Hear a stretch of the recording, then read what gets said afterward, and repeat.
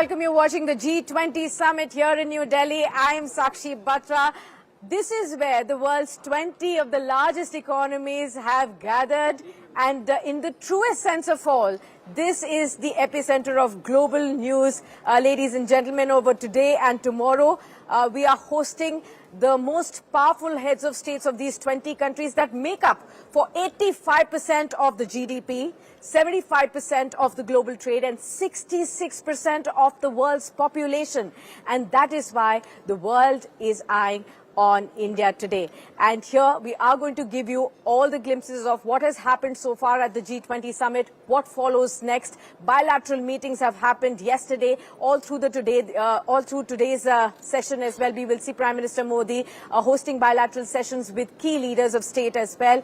And what is most important is that today's session has already begun. The first session, that is One Earth, and that has begun with Prime Minister Modi, addressing this large gathering of all the heads of states today. So let's quickly listen in to what Prime Minister Modi had to say.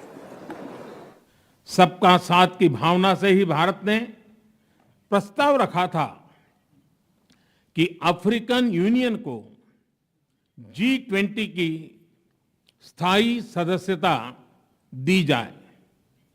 मेरा विश्वास है कि इस प्रस्ताव पर हम सबकी सहमति है।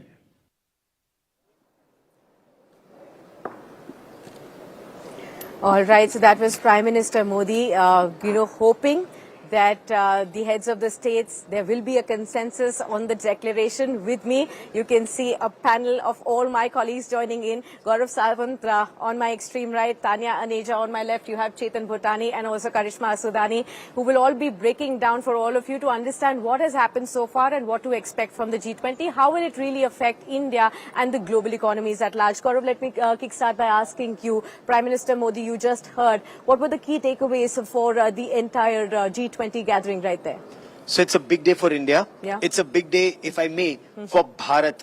If you notice the Prime Minister, when he started speaking, it said Bharat in front of him. And it started off with a bang. India's G20 presidency is all about making a difference. Yeah. The African Union is now a part of the G20, the 21st member of the G20, and that's a huge takeaway. So when the Prime Minister started, he started talking about the need to reduce trust deficit. Extremely important at this point of time, given what's happening. It was, his initial message was that of hope, that the world has been able to defeat COVID-19. We've all emerged stronger from COVID-19. Now we need to come together and find solutions to the problems that the world is facing and reduce trust deficit. The second, for me, perhaps the most important aspect, India wanted to emerge as the voice of the developing world. And India has done it. Bharat has done it. The African Union, Azali Osmani, the African Union chief, the president, the chairman is now the 21st member of G20. So External Affairs Minister Dr. S. Jaishankar, he stood up, he went to him, escorted him to the global high table. The African Union flag came, his name came, and that's a huge takeaway, a huge step one. Yeah. Now you start building up on the very important aspects that you are talking in debt restructuring, taking the African Union or the developing countries along, ensuring that the pressure is not on them when it comes to the measures that you're taking effectively on climate change and other aspects. Absolutely. In the truest sense, would you say, Gaurav, that the role and the significance of India in the global economic landscape is now one notch higher and perhaps emerging as the biggest voice now?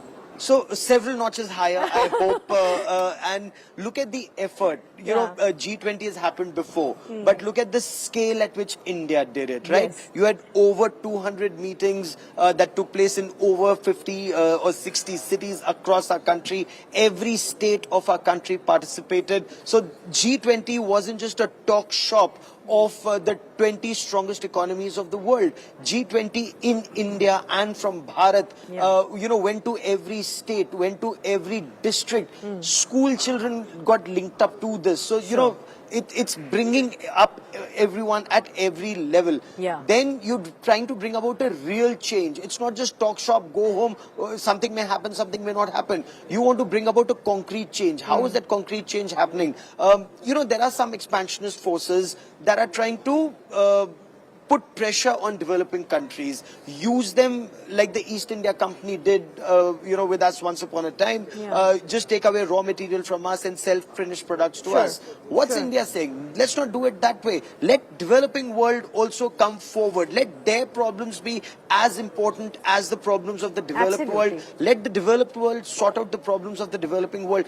And when India says so, when Bharat says so, the world listens. That's what's happening today, and that's indeed very heartening to see. Absolutely. When India speaks, the world listens, and perhaps that is the biggest key takeaway. And you, rightly pointed out, the inclusion of AU, the 21st member.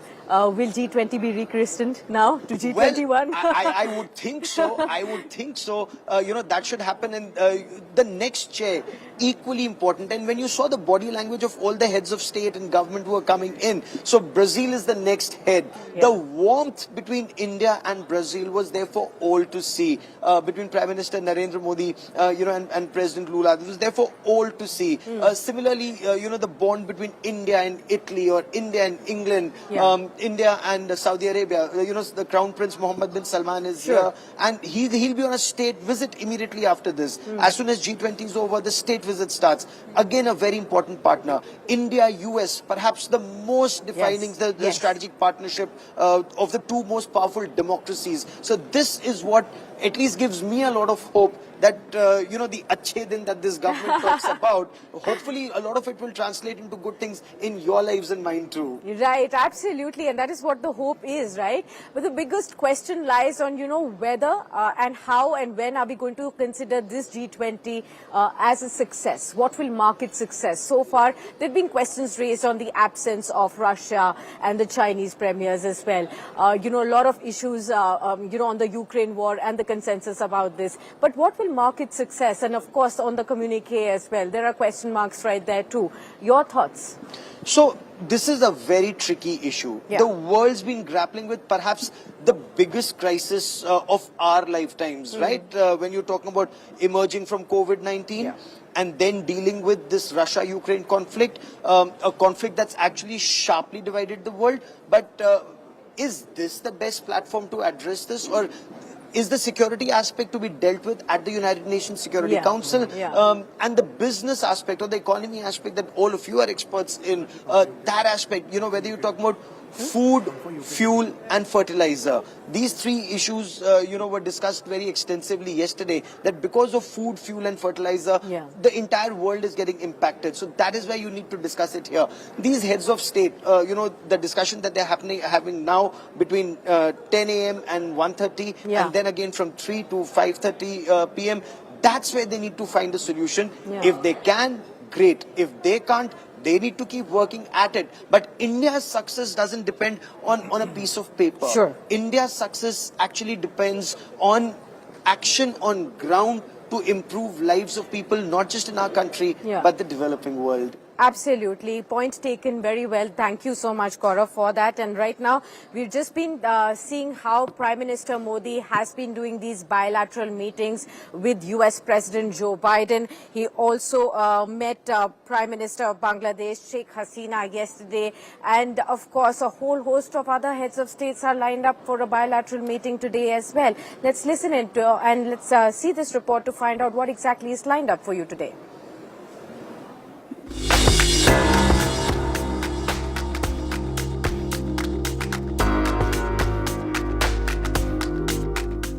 From diplomacy to Indian culture and heritage. A world full of experiences reflecting India's rich culture has been set up at Bharat Mandapam for G20 guests.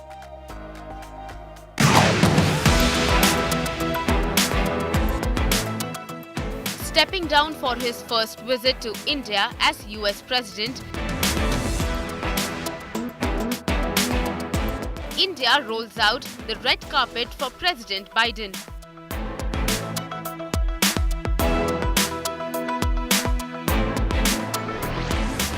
The host and the guest representing two of the world's greatest democracies and economies, get down to business right away.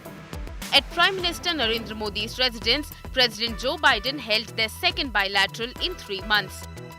This meeting at New Delhi's 7 Lok Kalyan Marg lasted almost an hour. US Treasury Secretary Janet Yellen, Secretary of State Antony Blinken and NSA Jack Sullivan present from the American side. External Affairs Minister S. Jaishankar and NSA Ajit Doval from the Indian.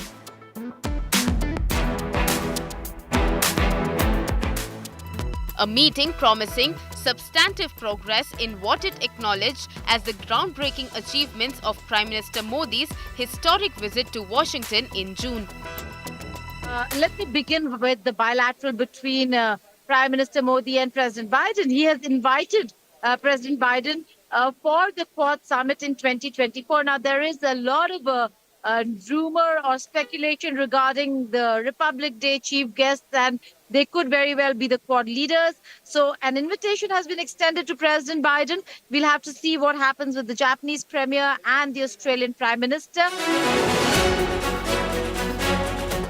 The leaders welcomed commencement of negotiations for a commercial agreement between GE Aerospace and Hindustan Aeronautics Limited to manufacture jet engines in India. According to a joint statement, Prime Minister Modi and President Biden also reaffirmed their support for building resilient global semiconductor supply chains.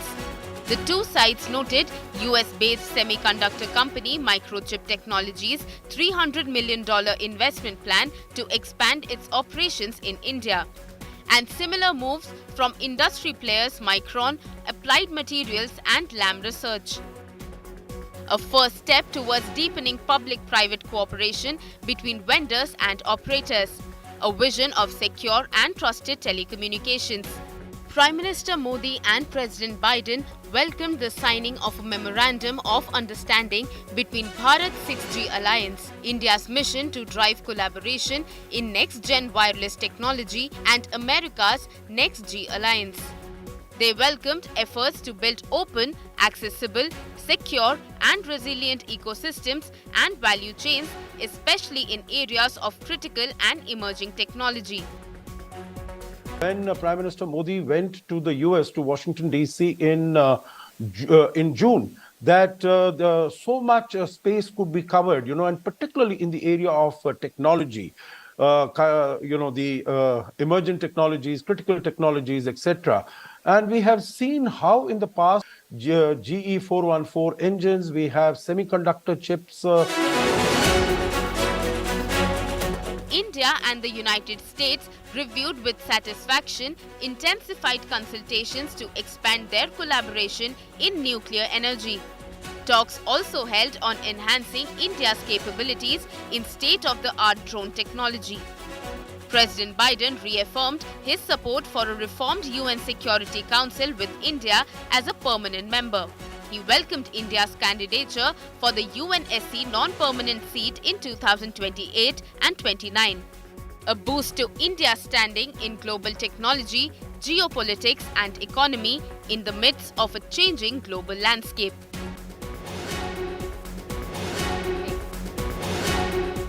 All right, let's then quickly look at what were the key takeaways from the biggest bilateral meetings held by Prime Minister Modi all of yesterday, starting with US. Joe Biden was here and he met Prime Minister Modi. And remember, this is the second bilateral meeting that has been held between the two heads of the state. Karishma, what were the key takeaways from this? Was of course, the biggest bilateral meeting that everybody was looking at.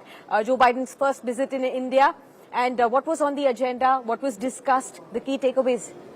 Right. Well, Sakshi, it's been a visual appeal. Yeah. Last night, watching President Biden get into his car and get down directly at Prime Minister Modi's house in New Delhi. And that followed a key meeting which also had a US-India outcome statement, a joint statement that came last night which talks about increased collaboration and increased trade that both the countries are looking at. Yeah. Now, 2 to 3 key important points that have come out of this is one, agreement on renewable energy space. And that's big. That's big, I tell you, because of the whole agenda focusing on climate finance.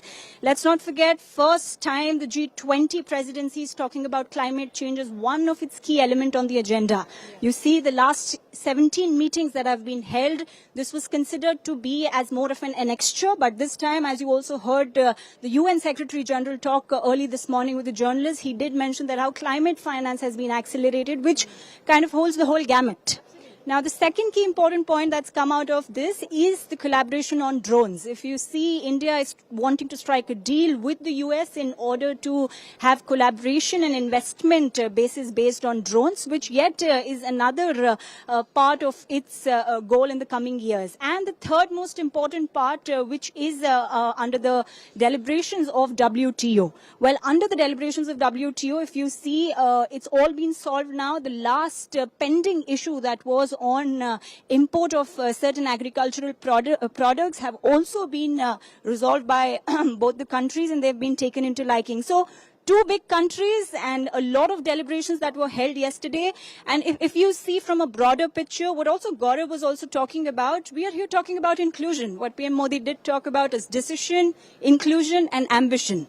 And these three are being justified. Major superpowers who are doing a round of discussions in the next 2 days, where it feels like from here until now, where it goes to the Quad Summit in next year, where US and India are key partners of the four countries, it will set a strong agenda for both the countries to lead trade ahead. Absolutely. Shipping, renewable energy, drones, defense ties, deepening of all of that, and definitely Joe Biden backing India on all of the initiatives that India has taken so far as well. The other two key bilateral meetings that were held yesterday were with Mauritius and with Bangladesh.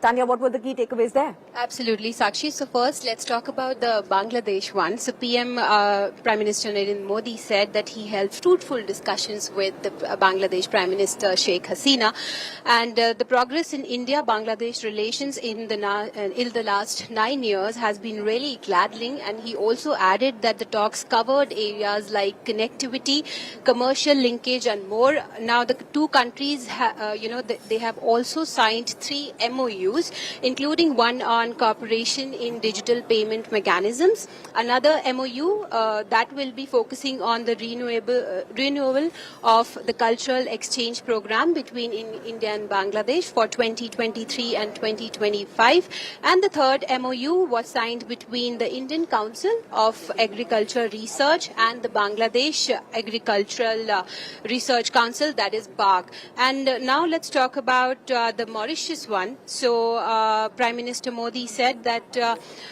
this is a special year for India and Mauritius relations, as they mark 75 years of diplomatic ties between the nations. They discussed cooperation in sectors like infrastructure, fintech, culture and more. Remember, the Prime Minister Narendra Modi is scheduled to host 15 bilateral meetings in the next 2 days, and today he will hold bilateral meetings with the leaders of the UK, Japan, Germany and Italy. Okay, so that was all the key meetings held yesterday and the decisions taken right there. But, of course, the other key event and the other key, meeting has been between, Rishi Sunak, Prime Minister of the UK as well. But let's first quickly look at if Prime Minister Modi is speaking right now, and if we can go across to Prime Minister Modi's speech right now. There is, I think there is a live relay right now of Prime Minister Modi. Okay, we'll come back to that, but in the meanwhile, Chetan. All right, so Chetan, if you can tell us, Rishi Sunak, the way, of course, a lot of media has captured him and his wife playing football at, the British school, and we've also seen him strolling across Delhi streets. It was a sight to watch yesterday, flashing across all newspapers today as well. Rishi Sunak has a different appeal to the Indians as well, him being the first Indian Prime Minister in the UK. Tell me, what has been on his top of the mind this time around when he's coming for G20? What do we expect? Sakshi, Indians are very excited to have Rishi Sunak over. It's like, a ghar vapsi of a big dignitary in India. So, clearly, Rishi Sunak has in fact made it very clear that he has his own agenda for the G20. But he would also be speaking to other issues. But yes, that's what Gaurav Sawant was exactly saying. Is there a need to, put out such issues at the forum of a G20 and not a United Nations Security Council? So clearly, a semiconductor shortage is one where Russia-Ukraine war when took out. It was actually, a great loss for the UK as well and for the global economy. We saw about 3.5 million car units being affected, aerospace, civil, and all of the auto-related companies getting troubled with this fact. In fact, Rishi Sunak will also point out on the free trade agreement. Migration, in fact, remains the key issue that will be discussed. Visa issues would be discussed. Also, if you remember, a century back, India used to be, one of the largest exporters of the wheat to UK, but now in 2019, the tables have turned. India is now the second largest FDI investor into UK companies.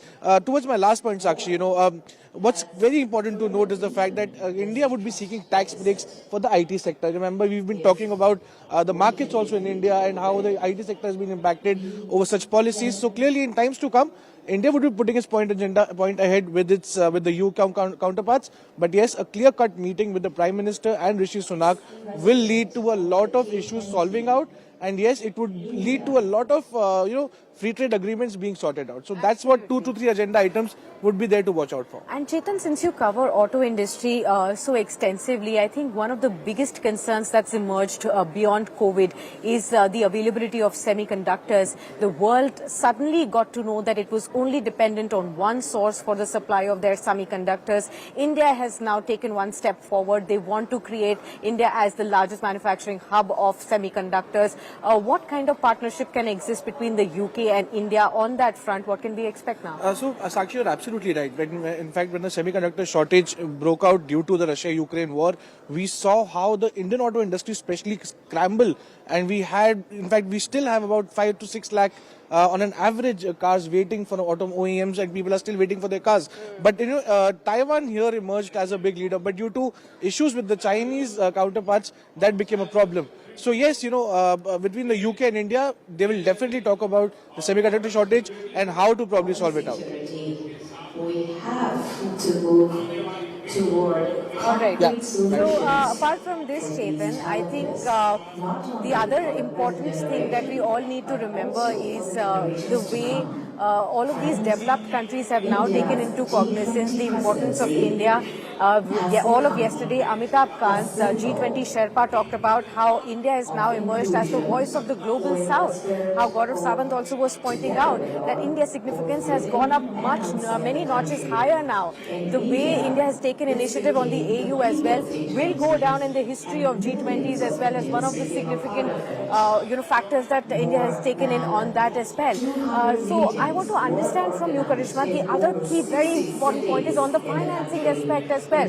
Tell us, what do we expect on that? Right, Sakshi, honestly, the whole agenda is driven by the fact if there's going to be consensus on the MDBs, if there's going to be consensus on DPI, if there's going to be consensus on debt vulnerability. Now, let's not forget, China was not supporting the debt vulnerability factor until the 9 meetings, but now it's come to this point where it wants to be included in it. But in terms of a climate resilience package, we still need to know if there is consensus. So like Amitabh Kant yesterday shared that there is a possibility of a declaration which is almost ready. And here almost ready clearly signifies the fact that there could be a communique that is coming out. So let's be hopeful of this fact that there could be a communique, and the communique could discuss key factors pertaining to MDBs and debt vulnerability. All right, so that is something that we will continue to watch out for. Meanwhile, I'm now joined by a very special guest on this show as well. Aarti Khosla joins in, with us to talk more about the climate change and the importance of the discussion in the first panel today. That's One Earth, and all of climate change and the financing of it is going to be critical for us to watch out for. Aarti, welcome to the show on Business Today TV. Great to have you with us. I'm live from the G20 Summit. That is the ground zero, outside of the Bharat Mandapam at the International Media Center right here.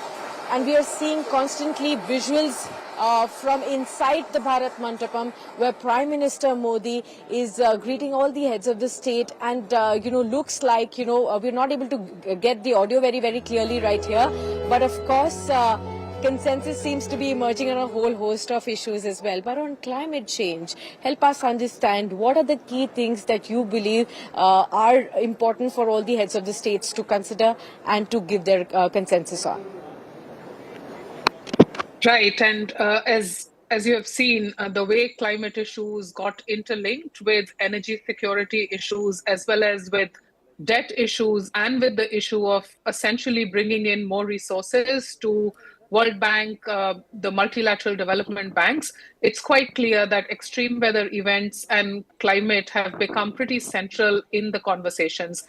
And the Ukraine-Russia issue also exposed that the climate discussion is no longer about just the weather and environment. It's about securing energy supply chain. It's about critical minerals. It's really about how growth and development will happen where it will happen the most, which is a lot of the G20 countries. And I suppose those are a lot of those issues on how climate discussions lead to how much expansion of clean energy, clean transport initiatives will take place in a lot of the emerging economy countries across the world, and which is why all of this becomes even a very big geopolitical issue from what we have been hearing and how we saw in the meetings that were happening in the lead up to the Leaders Summit today. There were very heated discussions on how to include the aspect of fossil fuels, that is coal, oil and gas, phasing down. It impacts a lot of countries whose economies are built on exporting oil, for instance, Saudi and others. But I suppose the way the Indian government is ensuring that there is all voices heard. We hope that by the end of the Leaders Summit, there will be some kind of consensus that will appear on how even to discuss the climate issues at gatherings like these, which are premier gatherings to talk about the world's economic reforms, but at least climate sits as one of the important determinants of policy making globally today.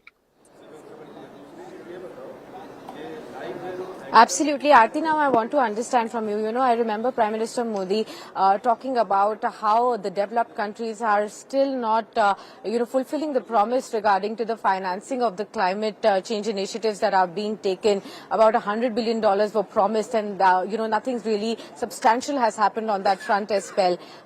Do you think there could be, further steps ahead taken after the G20 meet today and after the discussions today?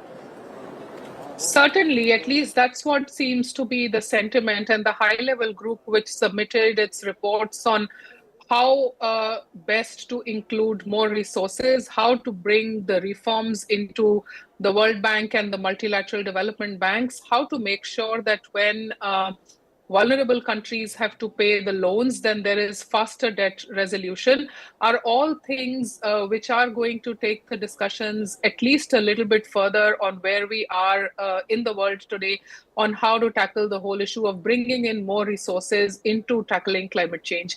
That itself, if it is done at this summit, is going to be a big diplomatic win, given the kind of geopolitical tensions that we are in, and the way the Russia-Ukraine issue holds out any kind of clarity and consensus. But I hope if there were that agreement on what is to be done in the world to make sure that more resources are made available, there is debt relief that can be provided to when it is necessary for countries that are most vulnerable. How can we make sure that technologies like solar and wind are de-risked in places where they will be set up in the world? How the cost of capital of setting up of these kind of technologies is reduced are all discussions that are pretty alive in the G20 conversations. And I hope at the leaders' declaration tomorrow, if there is more to be said on how to bring in more capital, how to nudge the multilateral banks, which are the first place where the capital will come from, it's going to be a big leverage. And I suppose it's also going to be a situation where a lot more private investment can then flow in if the signals from the geopolitics are right, and if the signals as well from the public finance are right on the minimum viable product that the world really needs today to match the scale of the climate crisis. We saw the report that came out yesterday, which was the first of its kind report ever since the world signed the Paris Agreement, which actually showed that we are woefully short of where we must be in terms of resources that we are putting to fight climate change. And in reality, climate is not just an independent fight. It's something which interacts with our socio-economic fabric. It interacts with macroeconomic decisions. It's about how agriculture is getting impacted, how jobs and livelihoods are getting impacted, and therefore, to discuss how to make sure that adequate resources come in and to discuss that at a premier organization like the G20 is not just important and really, really significant. I think it also shows where the world will go from here, and including the African Union today is really a sign of the times to come as well. Absolutely Aarti, बहुत सारे हमारे पास popular demands आ रहे हैं कि आपसे कुछ सवाल हिंदी में भी करें समझने के लिए, जिससे ज्यादा से ज्यादा इंडियंस जो हैं समझ पाए कि करंट सिचुएशन क्लाइमेट चेंज को लेते हुए क्या है, G20 में किस तरीके के डिसीजंस क्लाइमेट चेंज को लेते हुए हो सकते हैं, और आगे जाते हुए ये जो आज की मीटिंग्स हो रही हैं क्लाइमेट चेंज को लेते हुए, ये कितनी सिग्निफिकेंट साबित होंगी जिस तरीके से ग्लोबल इकोनॉमीज एक साथ टाई अप करती हैं क्लाइमेट चेंज को फाइट करने के लिए और चीजों को रिजॉल्व करने के लिए, सस्टेनेबिलिटी के लिए भी। राइट, क्लाइमेट चेंज एक कोई ऐसा मुद्दा नहीं रह गया जो सिर्फ पॉलिटिक्स के अंदर डिस्कस किया जाए या सिर्फ जो है पॉलिसी मेकर्स इसको डिस्कस करें। जैसे कि जलवायु परिवर्तन में इतनी आपदाएं हम देख रहे हैं, चाहे वो हिमाचल में जिस तरह से बारिश हो रही है, कल हांगकांग में 122 साल में उतनी बारिश नहीं हुई जितनी कल एक समय में हो गई, और पूरे विश्व में तरह तरह की कई ऐसी आपदाएं आ रही हैं जो पहले ना तो उतनी फ्रीक्वेंसी से आती थी और ना ही उतनी सिवियरिटी से आती थी।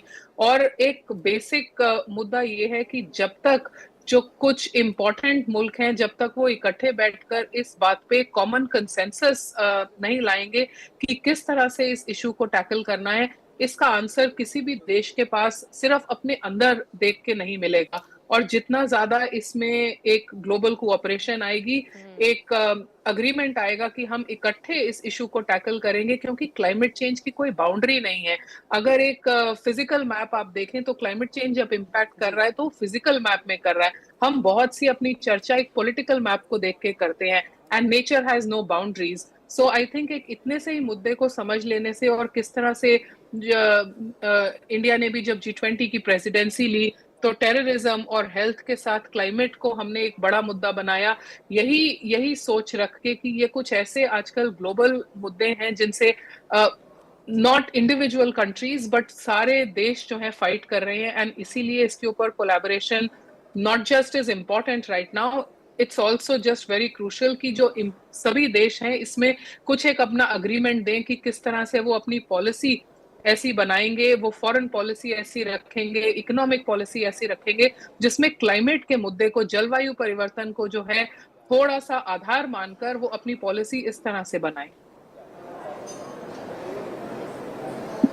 बिल्कुल। आरती जी, एक और सवाल आपसे जानना था कि जिस तरीके से यहाँ पर G20 समिट में बहुत सारे हेड्स ऑफ स्टेट्स के साथ prime minister Modi bilateral meetings attend कर रहे हैं, ऐसे में क्या आपको लगता है कि क्लाइमेट चेंज के मुद्दे को लेकर कुछ टाई अप्स हो सकते हैं, भले ही वो इन्वेस्टमेंट्स को लेकर हो या फिर जिस तरीके की अपॉर्चुनिटीज टाई अप को लेकर हो सकती हैं? किस तरीके की उम्मीदें हैं आपको यहाँ पर?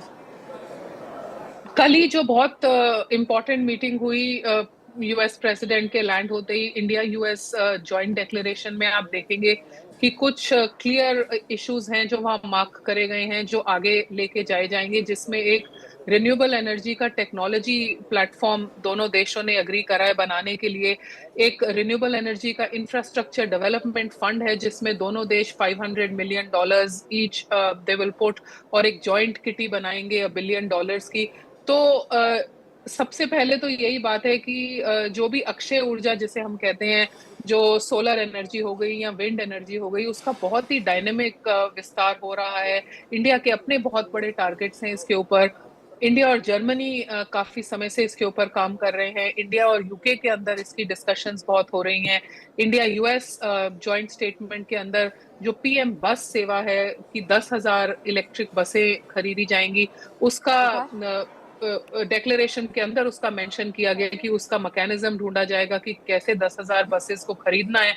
ये सब महंगी होती हैं। सो बहुत सारे बायलैटरल मीटिंग्स के अंदर काफी चर्चा है रिन्यूएबल्स को इंक्रीज करने की, कि जो हम लोन लेते हैं रिन्यूएबल प्रोजेक्ट को सेटअप करने का, वो कम किया जाए, इलेक्ट्रिक मोबिलिटी के ऊपर और विंड के एक्सपेंशन के ऊपर। सो मैं समझती हूँ कि जो बहुत से बायलैटरल हैं उसके अंदर क्लाइमेट चेंज सिर्फ प्रॉब्लम स्टेटमेंट की तरफ ना डिफाइन करके उसके सॉल्यूशंस की तरफ जो है काफी एम्फोसिस दिया जा रहा है। बिल्कुल, और यही सबसे ज्यादा जरूरी है कि इस बार प्रॉब्लम्स के ऊपर फोकस नहीं किया जा रहा, लेकिन सॉल्यूशंस फाइंड आउट करने के ऊपर बहुत ज्यादा फोकस है G20 में, और यही सबसे बड़ी बात है क्लाइमेट चेंज के मुद्दे को लेते हुए। बहुत बहुत शुक्रिया आरती जी हमारे साथ इस खास शो पर बने रहने के लिए। Let's get back to finding out what exactly should you be looking out for today. Karishma, I am going to come to you for the agenda today, for all our viewers to really understand. We've kept all our focus as to what has happened so far, but what's going to be following today? Anything that you would want to point out to all our viewers that they should be keeping an eye out on?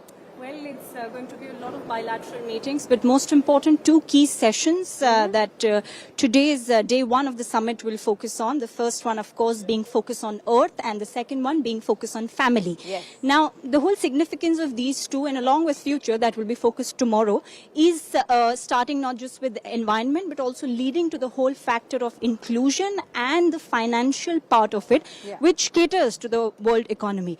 Now, if you see today, this morning, just a while back, while we were discussing, Sakshi, PM Modi did start talking about water security.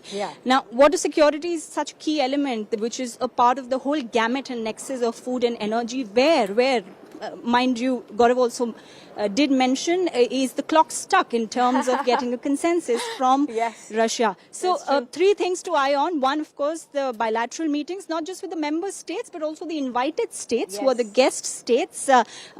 Who knows, more to be added in the group. And second key important, of course, discussion is consensus on two major factors, which is actually holding the declaration paper, is the language on Russia-Ukraine war, and what happens when it comes to the food energy insecurity balance that the track has formalized a report on. Absolutely. Well, many thanks then Karishma, Chetan and Tanya for being with us on the show and discussing for all our viewers what exactly is this G20 summit all about, what do we expect today, and a lot to follow. We'll keep getting you all the live action as and when it happens, to get you updated with why should you be watching this space today, because the world is only eyeing India today and Bharat as well, just like how we pointed out. So do stay tuned on to Business Today TV as we continue to get you all the live action from most of the experts who are looking very, very intensely and discreetly at everything that is being spoken and said and written from this G20 summit. Many thanks for being with us on this edition.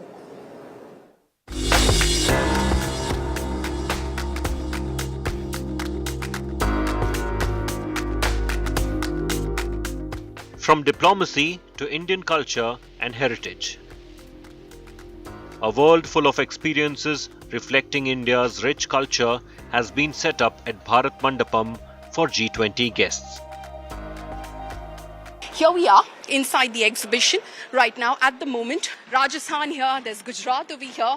All of these artisans have come in order to display our rich heritage and culture. All of this, which in fact everyone seems to be actually admiring right now. The delegates and the officials who've already come in are quite admiring at the moment. That's Karnataka over there. That's Kerala over there as well. There's very beautiful looking artifacts, in fact, from the state of Kerala as well. You can see Kuchipudi, which has been depicted on the side over there. All of these artifacts, again, focus northeast as well. A huge counter over there for the Northeast as well. And we'll try and showcase some of, again, the sculptures, our paintings, beautiful ones that depict our rich culture, heritage as well, mythology. You can see the artisan over here making bangles over here. Hello, कहाँ से आए हैं आप? हम जयपुर से। जयपुर से। आप यहाँ पर चूड़ियाँ बना रही है, लाख की चूड़ियाँ है, ये हमारा डाइंग क्राफ्ट है। इसको प्रमोट करने के लिए मोदी जी ने हमको यहाँ पे बुलाया है specially.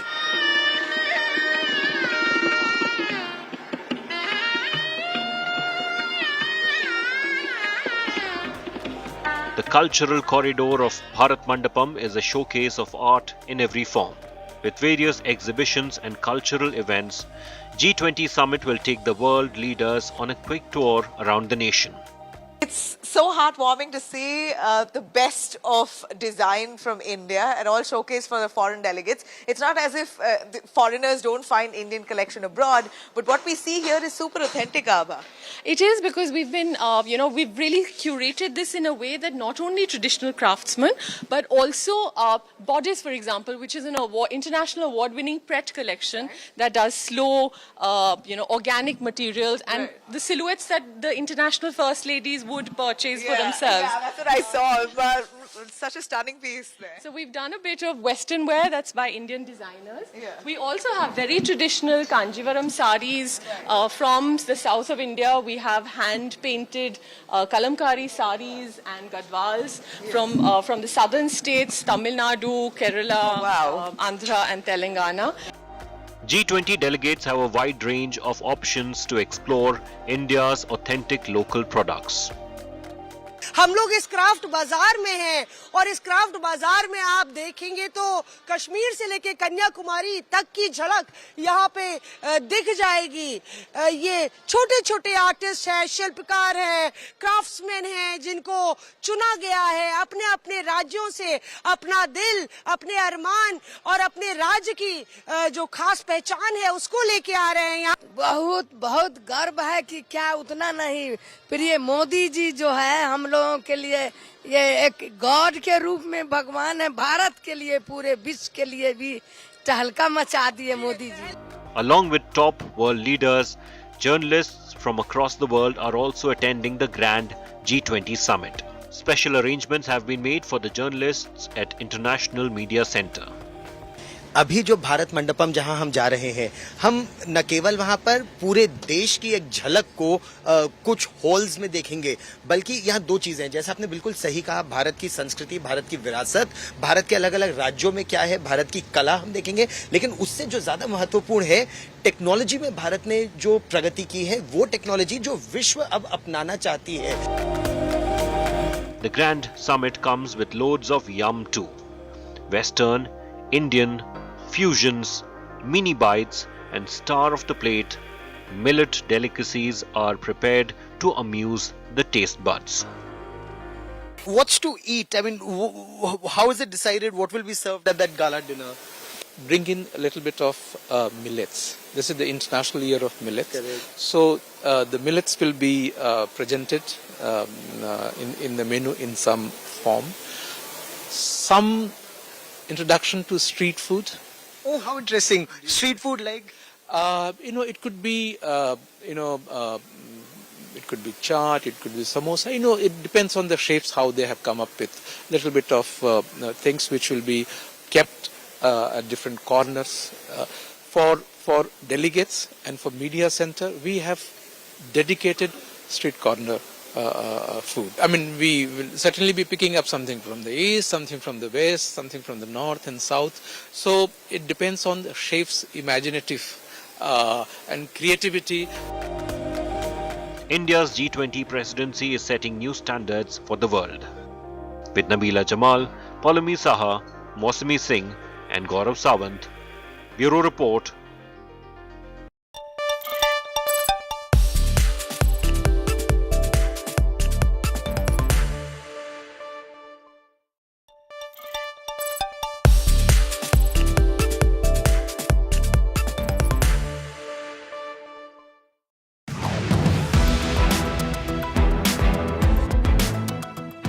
Stepping down for his first visit to India as US President,